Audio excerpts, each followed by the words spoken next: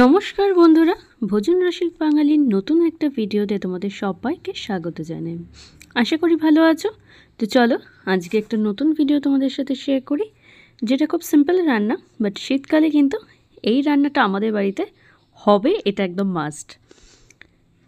এটা আমার নিজের খুব ফেভারিট এই মাছটা, যেটা বলে শিঙি মাছ।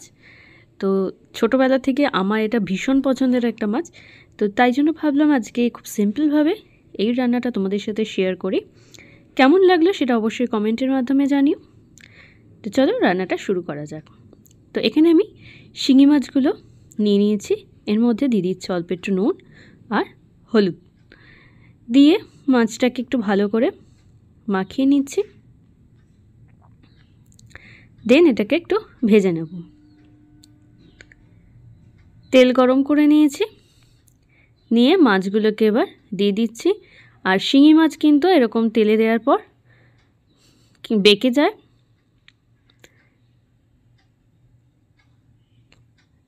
তো দেখো মাছগুলো কিন্তু ভাজা হয়ে গেছে। এবার এগুলোকে তুলে নিচ্ছি।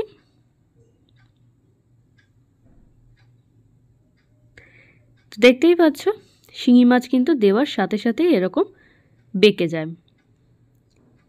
যেহেতু একদম জ্যান্ত মাছ, এগুলো এরকম দিলে কিন্তু বেঁকে যায়। তো যাই হোক, মাছগুলোকে ভেজে তুলে নিয়েছি।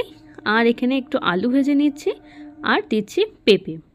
তোমরা তোমাদের পছন্দ মতো সবজি দিতে পারো।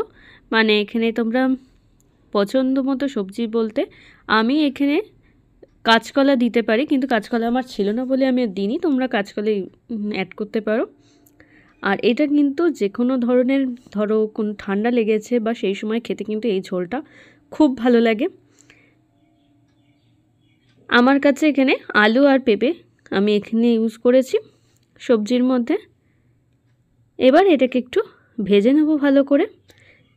সবজিগুলোকে একটু লাল লাল করে ভেজে নেব। দেন আমরা কিন্তু পরের প্রসেসে এগোবো। তো দেখো একটু লাল লাল হয়ে গেছে। এবার এর মধ্যে আমি একটু দিয়ে দিলাম কালো জিরে ফোড়ন দিয়ে দিচ্ছি। আমি আর এগুলোকে তুললাম না, তোমরা চাইলে তুলে রাখতে পারো। আর দিয়ে দিয়েছি চেরা কাঁচা লঙ্কা। এবার এর মধ্যে দিয়ে দিলাম একটা টমেটো কুচি। তোমাদের যে পরিমাণে মাছ সেই অনুযায়ী নিয়ে নেবে টমেটোটা। আমি একটা টমেটো দিয়েছি মিডিয়াম সাইজের। দিয়ে এবার এটাকে ভালো করে ভাজা ভাজা করে নেব। এবার এর মধ্যে দিয়ে দিচ্ছি নুন, যাতে টমেটোটা তাড়াতাড়ি গলে যায়। আর দিয়ে দেবো হলুদ। এখানে কিন্তু সেরকম কোনো মশলা ইউজ আমি করব না, কারণ এই ঝোলটা অন্তত আমার কোনো রকম জিরে বলো ধনে বলো কোনো মশলা ইউজ করে কিন্তু ভালো লাগে না।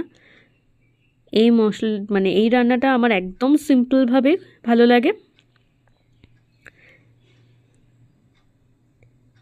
আর এটা কিন্তু বাচ্চাদের জন্য খুব ভালো একটা খাবার। তো দেখো মশলা কিন্তু অনেকটাই কষে এসছে। আমি এরপর এর মধ্যে জল অ্যাড করে দেবো। ব্যাস, যে পরিমাণে তোমরা ঝোল এখানে রাখবে সেই অনুযায়ী জলটা অ্যাড করে দেবে। দেখো ঝোল ফুটে উঠেছে। এবার এর মধ্যে আমি একটু ধনেপাতা কুচি দিয়ে দিচ্ছি, তাহলে ফ্লেভারটা খুব ভালো আসে। তোমরা যদি কেউ ধনেপাতা না পছন্দ করো সেই ক্ষেত্রে নাও দিতে পারো, বাট আমার পার্সোনালি তো এই ঝোলটায় আর কি ধনেপাতা দিলে ভীষণ একটা টেস্ট হয়, তাই দিয়ে দিলাম। আর এর সাথে সাথে শিঙি মাছটাকেও দিয়ে দিলাম, কারণ শিঙি মাছটা কিন্তু একটু টাইম নিয়ে ফোটাতে হবে, না হলে কিন্তু মাছটা শক্ত থেকে যায় ভেতরে। তাই জন্য এটা তোমরা চাইলে ঢাকা দিয়েও সিদ্ধ করতে পারো বা এমনিও এরমভাবে ফোটাতে পারো। তো দেখো শিঙি মাছ ঝোল কিন্তু প্রায় রেডি হয়ে গেছে আমাদের। দেখতেই পাচ্ছ কীরকমভাবে ফুটছে। আর তেলও কিন্তু উঠে এসছে। আর এই ঝোলে কিন্তু খুব একটা তেল লাগেই না, দেখেইছো আমি কত কম তেলে রান্নাটা করেছি। তো যাই হোক, রান্নাটা রেডি হয়ে গেছে। তো আমি সার্ভও করে দিলাম। তো রেসিপিটা কেমন লাগলো সেটা কিন্তু অবশ্যই জানাতে ভুলবে না। ভালো লাগলে লাইক কমেন্ট শেয়ার করো। আর যারা নতুন আমার চ্যানেলে তারা অবশ্যই সাবস্ক্রাইব করে আমার পাশে থেকো আরও নতুন নতুন ভিডিওর জন্য। তো আজকের মতো টাটা।